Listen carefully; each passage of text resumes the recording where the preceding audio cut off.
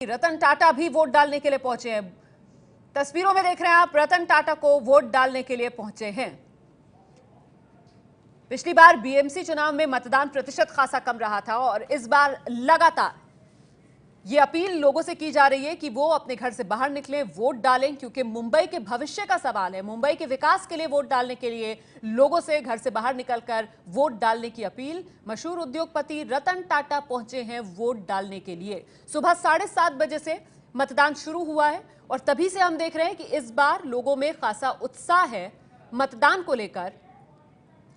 न सिर्फ आम मुंबई के लोग बल्कि बड़ी हस्तियां भी नजर आ रही हैं वोट डालने के लिए पोलिंग बूथ्स पर पहुंचते हुए। और ये तस्वीरों में आप देख रहे हैं निर्देशक कुणाल कोहली पहुंचे वोट डालने के लिए।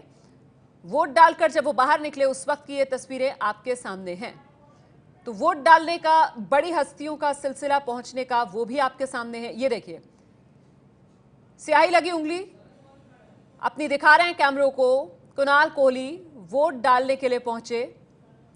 मुंबई बीएमसी चुनाव के लिए जो बड़े मुद्दे कहीं ना कहीं वो सड़क का मुद्दा है, ट्रैफिक का मुद्दा है, मुंबई की स्वच्छता का मुद्दा है, मुंबई में खुले इलाके खासतौर से बच्चों के खेलने के लिए ये एक बड़ा मुद्दा है। वो तमाम मुद्दे जो इन बीएमसी चुनाव में छाए हुए हैं। लेकिन सियासी तौर पर अगर देखा जाए तो इन चुनाव का खास महत्व है, क्योंकि पिछले 3 दशक के साथ ही शिवसेना और बीजेपी जो बीएमसी चुनाव में साथ साथ ताल ठोकते आए थे, इस बार चुनावी मैदान में अलग अलग किस्मत आजमा रहे हैं। बीएमसी चुनाव में आमने सामने बीजेपी और शिवसेना, अलग अलग महत्व बीजेपी और शिवसेना के लिए। इन बीएमसी चुनाव का करो या मरो की स्थिति है ये शिवसेना के लिए, क्योंकि अगर शिवसेना इन बीएमसी चुनाव में काबिज नहीं होती है तो फिर यकीनन दबदबा शिवसेना का घटेगा महाराष्ट्र की सियासत में। वहीं दूसरी तरफ बीजेपी है जिसके पास ये बड़ा मौका है महाराष्ट्र की राजनीति में खुद को साबित करने का। और ये अलग अलग तस्वीरें हम आपको दिखा रहे हैं, कैसे आम मुंबई के लोग पहुंचे हैं वोट डालने के लिए और वहीं खास लोग भी पहुंच रहे हैं। शरद पवार ने मुंबई के महालक्ष्मी में वोट डाला। आइए दिखाते हैं आपको तस्वीरें।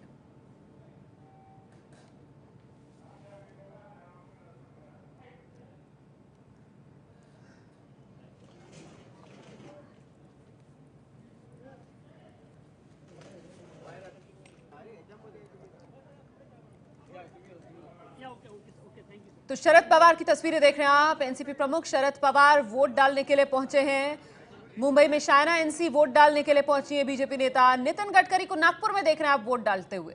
मेरे साथ लगातार स्टूडियो में अशोक वानखेड़े बने हुए हैं। अशोक जी, बड़ी दिलचस्प ये तस्वीरें। और देखिए, एनसीपी प्रमुख शरद पवार जहां वोट डालने के लिए पहुंचे हैं वहां से कोई एनसीपी का कैंडिडेट ही नहीं है। मैंने पहले भी कहा आपको कि एनसीपी की स्थिति बहुत मुंबई में खराब है। हालांकि वैसा देखा जाए, पूरे महाराष्ट्र में देखा जाए तो 2012 में एनसीपी 10 महानगर पालिकाओं में सबसे बड़ी पार्टी थी, जिला परिषद में सबसे बड़ी पार्टी थी, पंचायत समितियों में सबसे बड़ी पार्टी थी। लेकिन जब बम्बई का सवाल आता है या मुंबई का सवाल आता है तो मुंबई में हमेशा एनसीपी बहुत बैकफुट पे रही है। इस बार भी कुछ ज़्यादा सीटें आने का नहीं है। लेकिन फिर भी यदि कल शिवसेना हारती है चुनाव म्यूनिसिपल कॉरपोरेशन का और सत्ता में से निकलती है राज्य सरकार की, तो राज्य सरकार को बचाने के लिए शरद पवार ही सामने आएंगे। हालांकि शरद पवार बार-बार ताल ठोक रहे हैं, बार-बार शरद पवार की खासियत, शरद पवार जी की खासियत रही है, जब भी उन्होंने जो कुछ बोला है उसके विपरीत किया है। तो वो, ये तो पॉलिटिक्स में कोई परमानेंट दोस्त नहीं रहता, दुश्मन नहीं रहता, ये हमेशा रहता है। लेकिन ये जो बार बार हम कह रहे थे दबदबा जो आप कह रही हो, ये सवाल दबदबे का नहीं है। मुंबई पे राज किसका, इसका नहीं है। सवाल है एक पॉलिटिकल पार्टी रन करने के लिए आपको फंडिंग चाहिए होता है, और वो पूरा फंडिंग जो है शिवसेना को आज शुरुआत से लेकर आज तक वो सिर्फ ठाणे और मुंबई म्यूनिसिपल कॉर्पोरेशन से आता आ रहा है। मतलब आप तो कह रहे हैं कि और नाजुक हालात है। मैं इस पर आऊंगी, फिलहाल जरा सुनाते हैं नितिन गडकरी ने क्या कहा वोट डालने के बाद।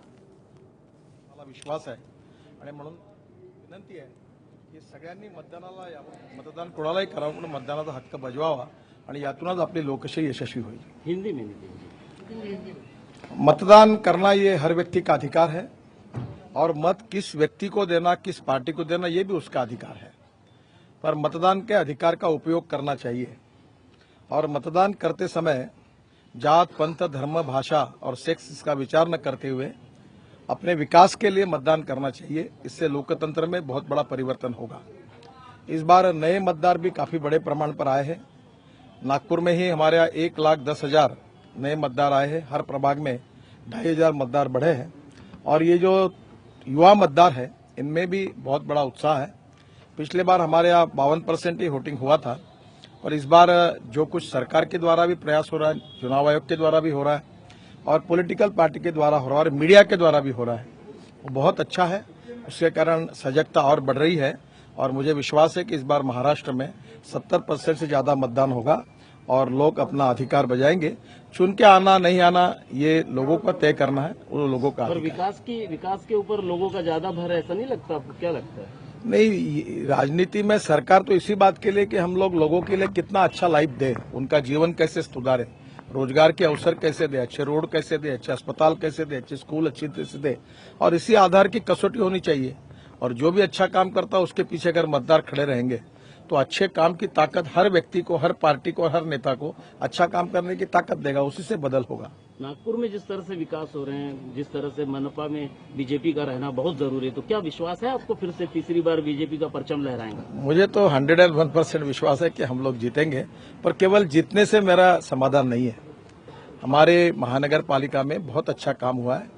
पहले अनिल सोले मेयर थे, उनके नेतृत्व में अच्छा काम किया। फिर प्रवीण दटके हमारे युवा नेता है, उन्होंने बहुत अच्छा काम किया और हमारे नगर सेवकों ने भी अच्छा काम किया। और विशेष रूप से सबसे बड़ा फायदा ये हुआ कि हमारे नागपुर के सुपुत्र देवेंद्र फडणवीस मुख्यमंत्री बने, उन्होंने भी नागपुर की तरफ बहुत अच्छा ध्यान दिया। और मुझे भी इस बार दिल्ली में होने के कारण हम सबने मिलकर मिलाजुला जो प्रयास किया है वो 50 साल में नहीं हुआ, उतना काम अब नागपुर में हो रहा है। तो हम निश्चित रूप से कोशिश करेंगे। और एक बात मैं आपको कहूंगा, जिन्होंने हमको मत दिया है उनका भी काम करेंगे और जिन्होंने नहीं दिया है, जहां अगर एक आधी बार चुनाव गलती से हारते हैं तो उसमें भेदभाव नहीं करेंगे, वही भी काम करेंगे, ये हमने तय किया है।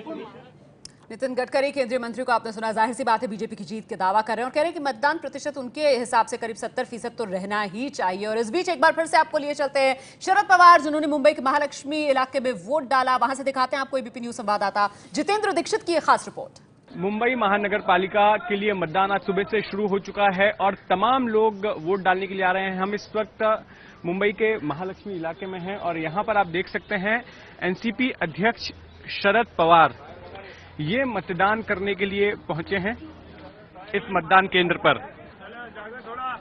मुंबई महानगर पालिका की 227 सीटों के लिए ये चुनाव हो रहा है। 227 सीटों के लिए 13 पार्टियां मैदान में उतरी हैं और करीब 2,2500 उम्मीदवार इस चुनावी अखाड़े में हैं।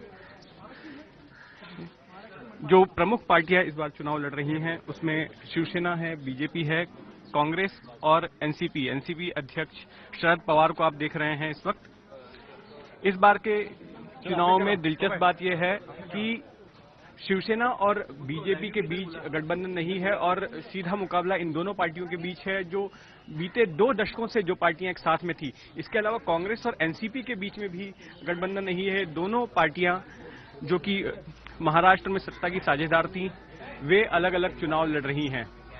यहां पर एक दिलचस्प बात यह है कि इस पोलिंग स्टेशन पर जहां शरद पवार वोट डालने के लिए आए हैं, खुद इस वार्ड में एनसीपी का कोई उम्मीदवार नहीं है।